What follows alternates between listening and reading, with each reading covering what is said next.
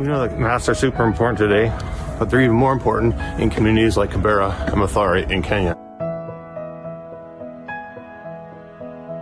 So today I'm going to launch a campaign to make 4,000 masks, and I want to introduce you to my friend Rachel, who will be producing them in Kenya.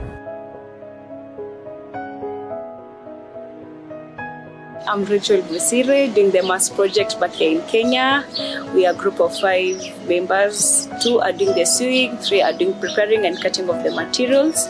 And so far we've managed to do 500 pieces to help our community through this pandemic that you're having in the world.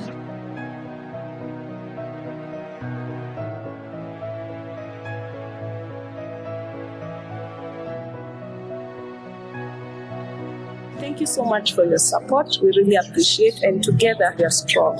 Thanks so much, everybody who participated in this, in the contribution in every way. Thanking you for the food stuff that you are giving us. So I would like to thank everyone. Devoted thanks for the food stuff that you have brought for us. Thanks for the mask. You are also in solidarity with us, so we thank you so much.